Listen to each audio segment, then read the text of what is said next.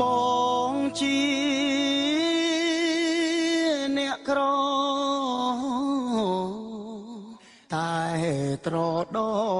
ស្មោះទ្របធនសាក់យូគឺបងគ្មានទេបេះដូងស្មោះមួយហ៊ានថាមិនដែលគិតប្រាលួចលាក់ពីបីតែព្រមលិខិតពិតកំណាចណាស់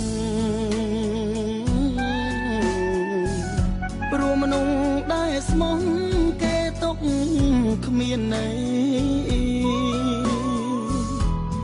ស្រីផ្ដើមស្នេហ៍គេអ្នកស៊ីវិល័យចូលអ្នកក្រក្រៃឲ្យរស់ឯកាអោលុយ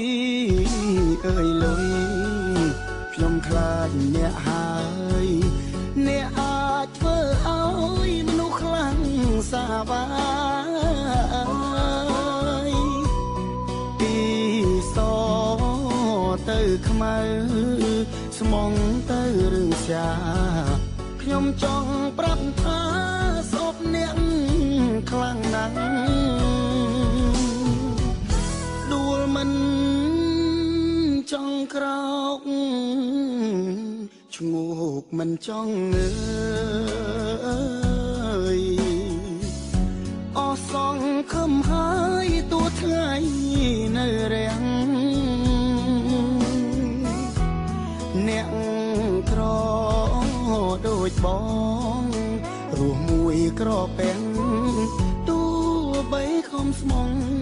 ក៏បានត្រឹមជឿ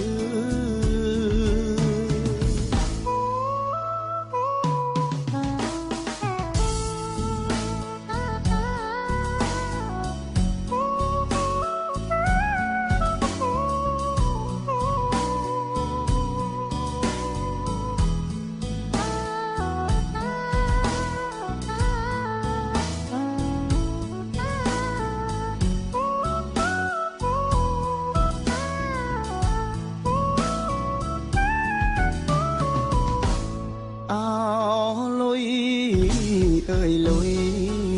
ខ្ញុំខ្លាចអ្នកហើយអ្នកអាចធ្វើឲ្យមនុស្សខ្លាំងសាវា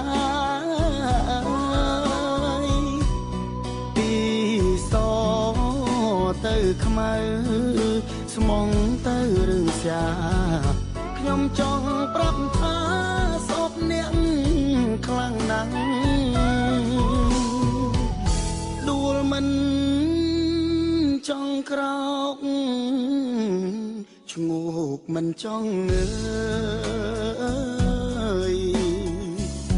អស់សងខំហើយទួថ្ងៃនៅរាំងអ្នកក្រដូចប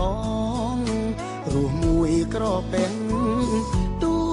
បីខំស្មងក៏បានត្រឹមជឿ